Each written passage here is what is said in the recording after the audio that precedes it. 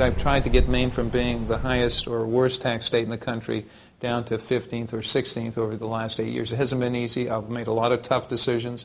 I've irritated an awful lot of people, but I think we want to get into a situation where we're not having a tax thing hanging around our neck.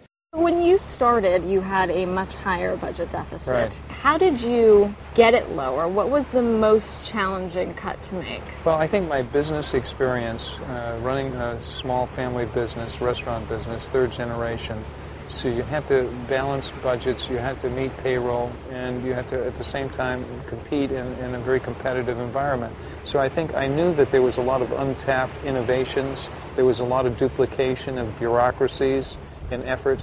You know, in the restaurant business, my dad always used to say when I left the kitchen and went out front, don't come back empty-handed.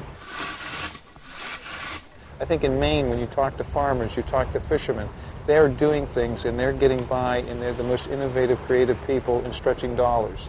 And they pride themselves on that. I don't think we've really tapped that kind of well in terms of the government and what the government can do and should be doing. And it could be a lot more efficient, a lot more flexible, and they can be a lot more responsive with fewer resources and people and bureaucracies work. So what I did was consolidate departments and agencies, the biggest ones, not the smallest ones. And I basically told them we're not raising taxes. We're going to provide for our kids, protect our natural resources, but we're going to figure this out. And it hasn't been easy. But consolidate is just a fancy word for cutting jobs or laying people off. But I think you're recognizing that those administrative jobs you can't afford. You can't afford the wages, you can't afford the benefits. Yeah, they are cuts and layoffs.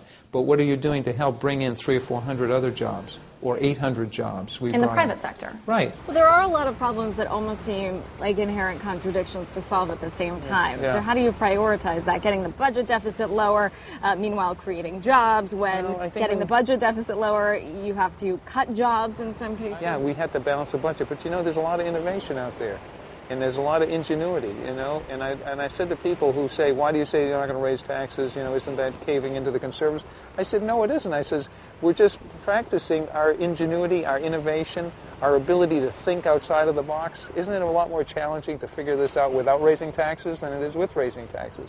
So what can Washington learn from fishermen? It sounds like they need to save for a rainy day. I think they need to go out with one of our lobstermen out there and see what they go through, see how they stretch dollars, see how they're efficient, see how they're caring of our environment and resources. And all they want to do is provide for their families, and they want to make sure that they can go and do their work the next day.